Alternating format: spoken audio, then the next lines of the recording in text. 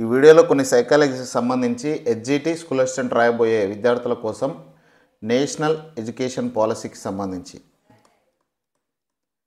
National education policy దీనికి సంబంధించి ప్రశ్నలు ఒక 30 ప్రశ్నలు ఉన్నాయి. ఈ ప్రశ్నలన్నింటిని కూడా చూడండి, ఫస్ట్ నుంచి లాస్ట్ వరకు చూడండి. చూసి ఒకసారి లైక్ అయితే చేయండి, లాస్ట్ వరకు చూసి షేర్ చేయండి, సబ్స్క్రైబ్ చేసుకోవడం మాత్రం మర్చిపోవద్దు. ఇందులో ఫస్ట్ క్వశ్చన్, ఎన్ఈపి 2020 ప్రకారం విద్యాస్థాయి, ఇక్కడ ఉన్నటువంటి first option and second and third and fourth options. ఈ విధంగా మీరు కామెంట్ రూపంలో కూడా ఈ వీడియోకు సమాధానం తెలియజేయండి.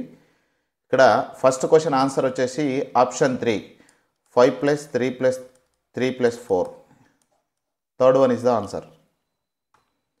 సెకండ్ క్వశ్చన్, భారతదేశంలో ఎన్ఈపి 2020 రూపొందించడానికి అధ్యక్షుడిగా వ్యవహరించిన కస్తూరి గంగన్ గతంలో ఏ సంస్థకు చైర్మన్గా పనిచేశారు?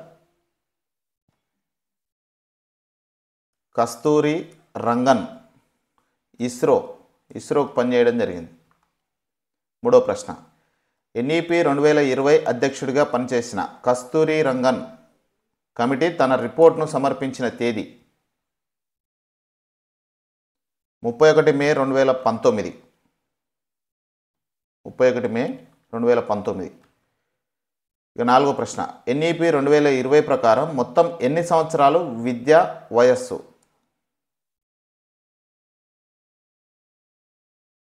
15 సంవత్సరాల విద్య, 3 నుంచి 18 సంవత్సరాలు. ఎన్ఈపి 2020లో 5 + 3 + 3 + 4 విద్యా విధానంలో మొదటి 3 సంవత్సరాల విద్యను ఈ పేరుతో పిలువరు. పునాది దశ. ఆరో ప్రశ్న, 6, 7, 8 తరగతులను ఎన్ఈపిలో భాగంగా ఏ దశలో చేర్చారు? మాధ్యమిక దశ. ఎన్ఈపి 2020 ప్రకారం మధ్య దశ చదివే పిల్లల వయస్సు 11 నుంచి 14 సంవత్సరాలు. ఎన్ఈపి 2020లో భాగంగా ఉన్న విభాగాలు, చాప్టర్ల సంఖ్య 4 విభాగాలు, 27 చాప్టర్లు. 4 విభాగాలు, 27 చాప్టర్లు. ఈ విధానం ప్రకారం పిల్లలందరికీ నాణ్యమైన పూర్వ బాల్య సంరక్షణ విద్యను అందించి ఎప్పటిలోగా వారందరినీ 1వ తరగతిలో చేరేట్లు లక్ష్యంగా ఈ సంవత్సరం పెట్టుకున్నారు. 2030. ఈసీసీఈని విస్తరించండి. Early child care education. Early child care education. ఈ విధానం ప్రకారం ఆర్థికంగా, సామాజికంగా వెనుకబడిన ప్రాంతాలలో ఉన్న పాఠశాలలో ఉపాధ్యాయ విద్యార్థి నిష్పత్తి 1:25. 25 మందికి ఒక టీచర్. దీక్ష అనే సంతకంలో డి అనేది దేనిని సూచిస్తుంది? Digital. Digital is the right answer. Fit India కార్యక్రమం దేనిని ఉద్దేశించింది? శారీరక దృఢత్వం. ఎన్ఈపి 2020కి సంబంధించి హయ్యర్ సెకండరీగా ఈ తరగతులను పిలుస్తారు. హయ్యర్ సెకండరీగా ఈ తరగతులను పిలుస్తారు 11 మరియు 12. ఎన్ఈపి 2020లో గల 4 విభాగాలలో మొదటి భాగం దేనిని సూచిస్తుంది? పాఠశాల విద్య.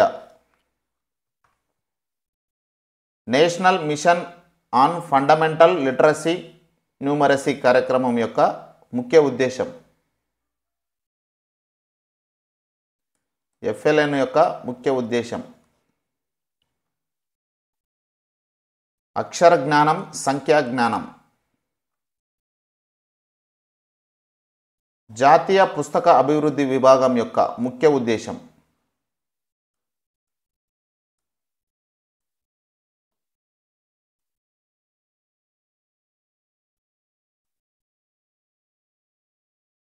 విద్యార్థులను చదివే అలవాటును పెంపొందించేందుకు పెద్ద మొత్తంలో లైబ్రరీలను ప్రోత్సహించడం, ఏర్పాటు చేయాలి. ఈ విధానంలో భాగంగా పాఠశాలలోని విద్యార్థులకు ఎంత శాతం రోగ నిరోధక టీకాలు అందించాలని లక్ష్యంగా పెట్టుకున్నారు? 100%.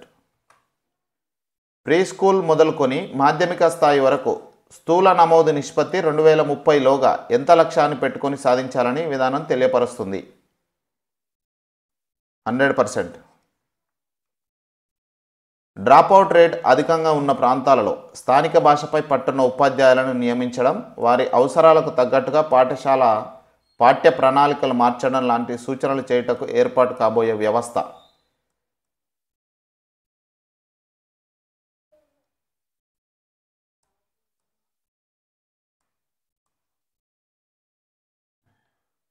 System of incentive. System of incentive. Option 3. ఈ విద్యా విధానం గరిష్టంగా ఏ తరగతి వరకు బోధన భాషను మాతృభాషలోనే బోధించాలని తెలిపింది?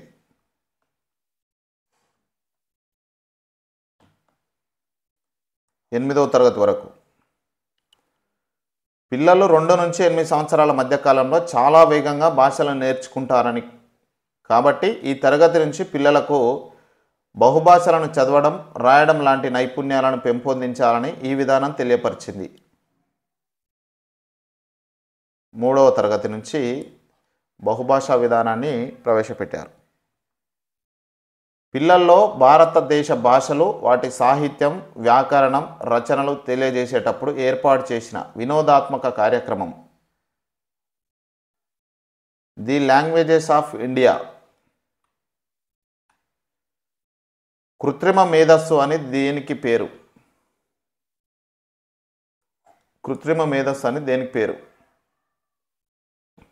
Artificial intelligence, AI. 6-8 తరగతుల వారికి భారతదేశ భాషలపై అవగాహన కల్పించుటకు ఏర్పాటు చేసిన కార్యక్రమం.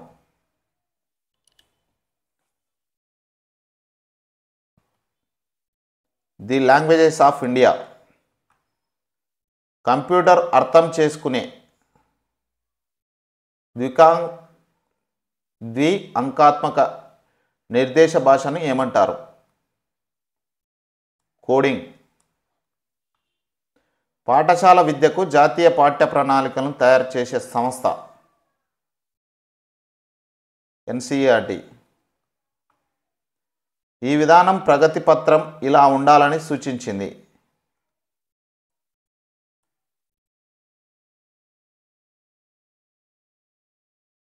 ప్రజ్ఞను ఖచ్చితంగా కొలిచేదిగా.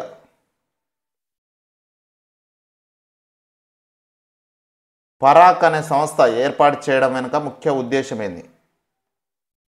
పరీక్షలు, మూల్యాంకనం. CPDని విస్తరించండి. Continuous professional development, CPD. Subscribe చేయండి ఫ్రెండ్స్.